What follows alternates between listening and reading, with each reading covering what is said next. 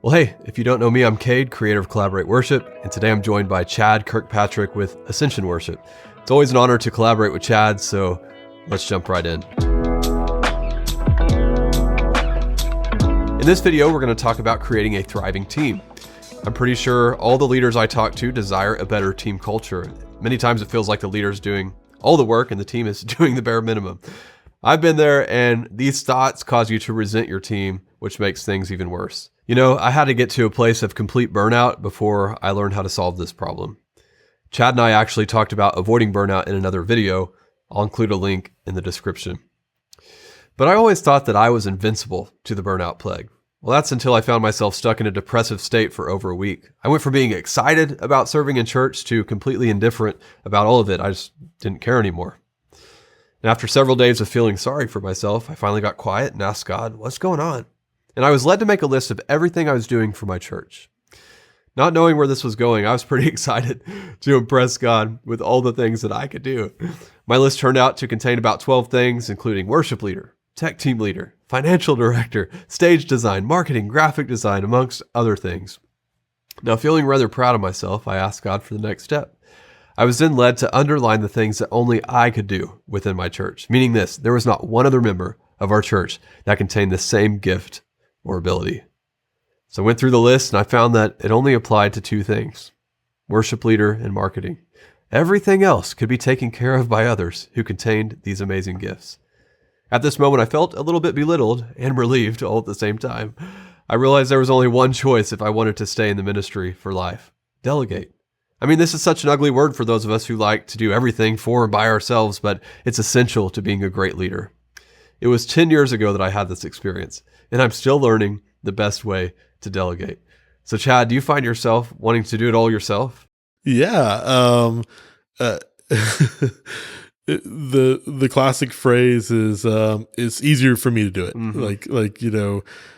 I could take the time to explain it to you, but we're in a rush right now, and it's like sometimes it's like it feels like a rush because your adrenaline's going, but maybe you just need to take a breath and let me show you what I'm doing, or at least come back to it, And I feel like if you have good team dynamics, and obviously this is different in every church, but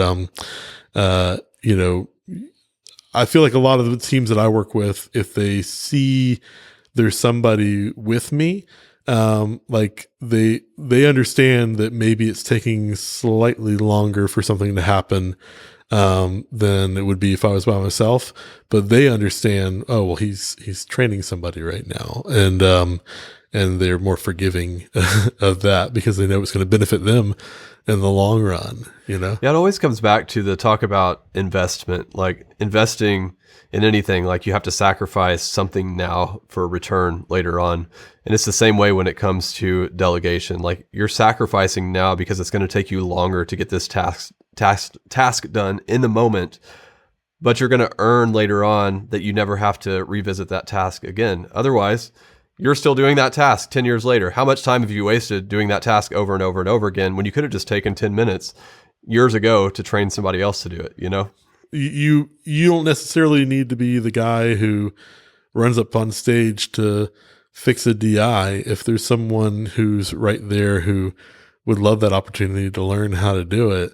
And that's just going to make your life easier. And you're now creating an opportunity for someone else to get more experience and to do some things that they otherwise wouldn't be able to.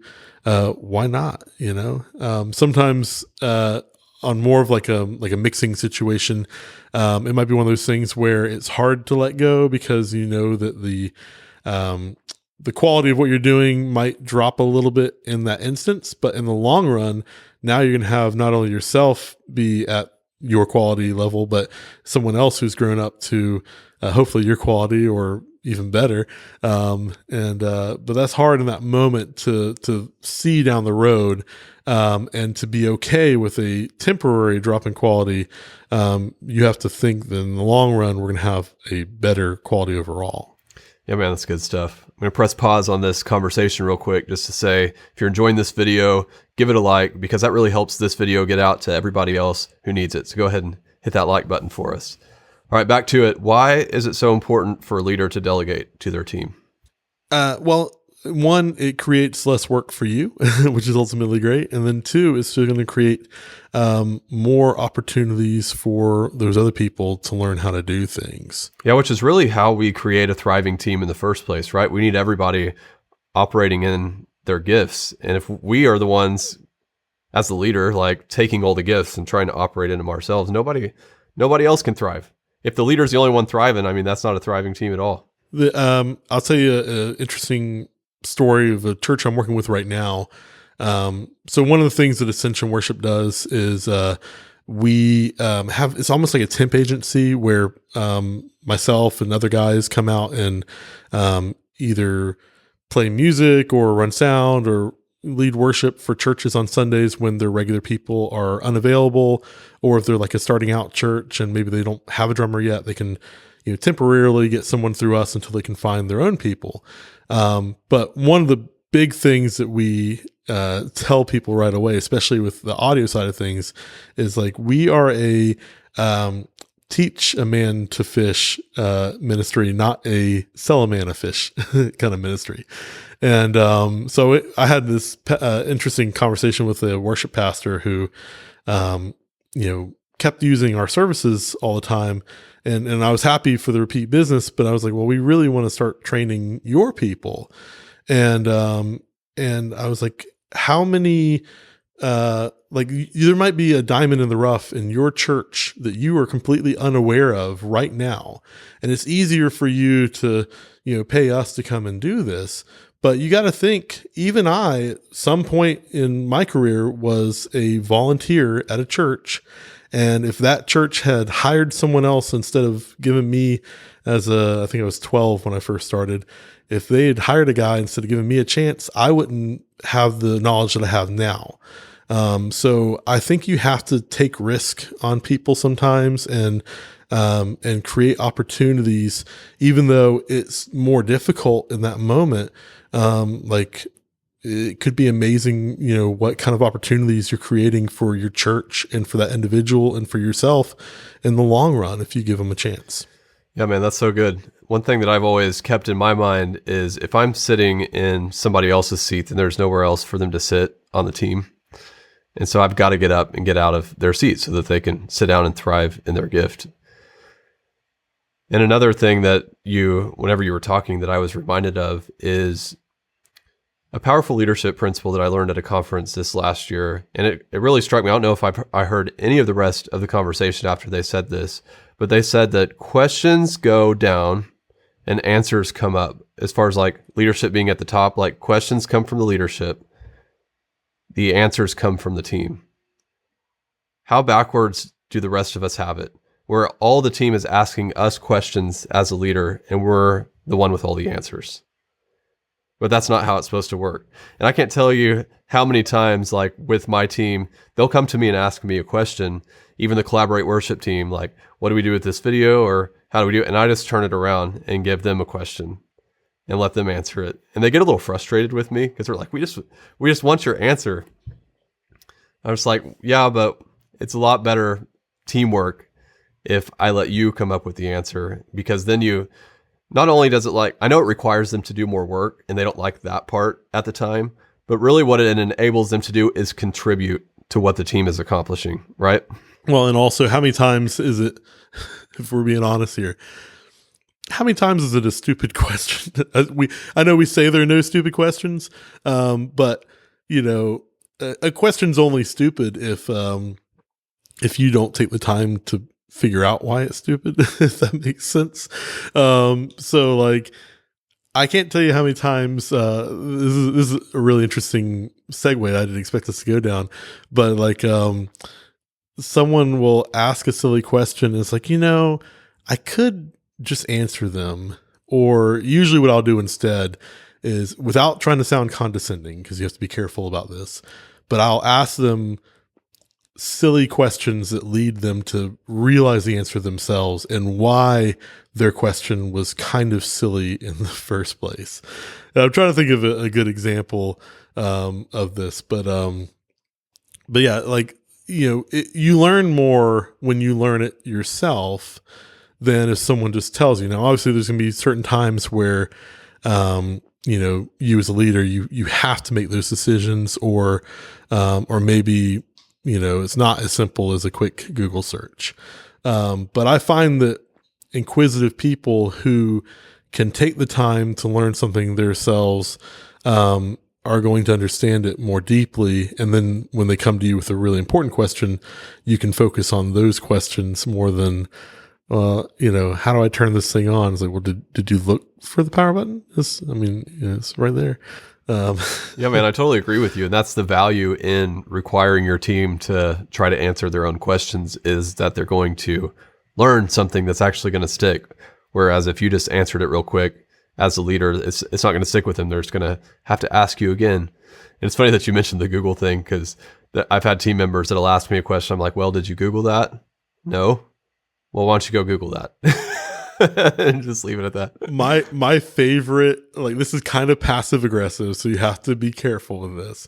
But there's a thing called Let Me Google That For You. And it's a website where, I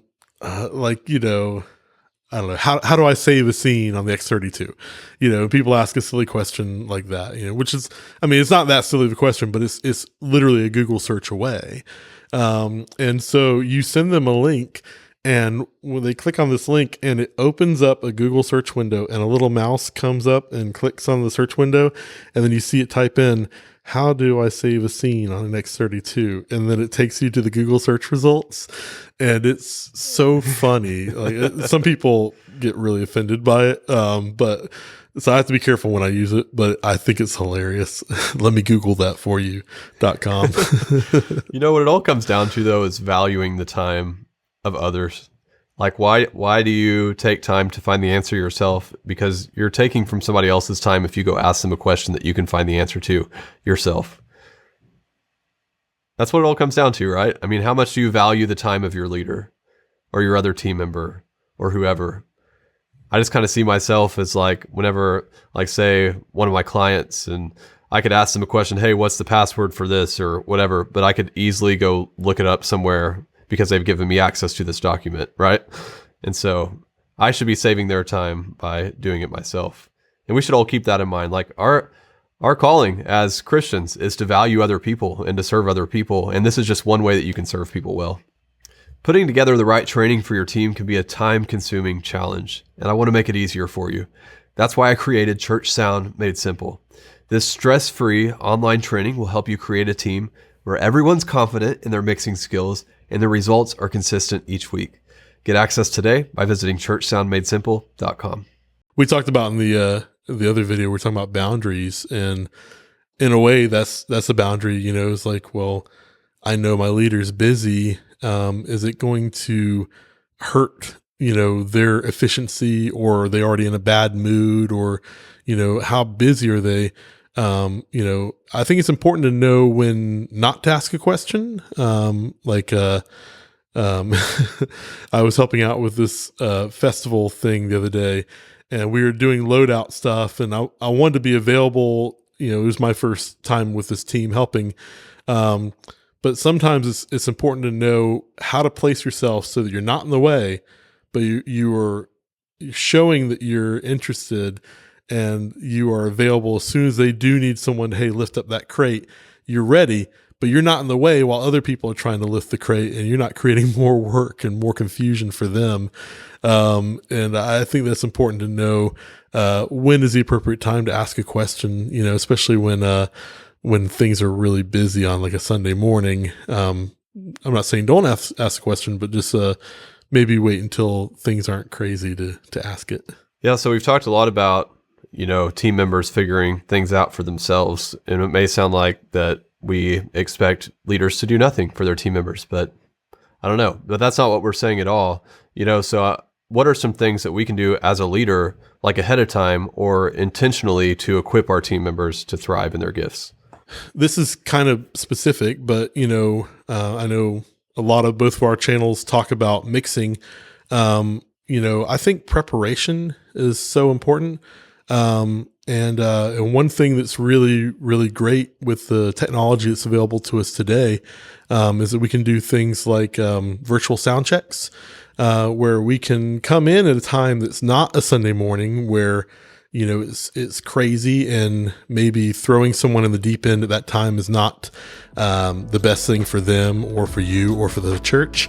So we can use the technology available to us to think ahead on those kinds of things and do a bunch of training in the facility before a Sunday, so that when they get in there, they don't have the butterflies going, and they'll feel more confident in what they're doing because you've equipped them ahead of time. Yep, that's good. Well, thanks, Chad, for sharing your wisdom on this topic. If you want to hear Chad and I talk about avoiding burnout, click the video on your screen or click the link in the description. If you enjoyed this video, give it a like and subscribe to see future videos like this. We'll see you next time.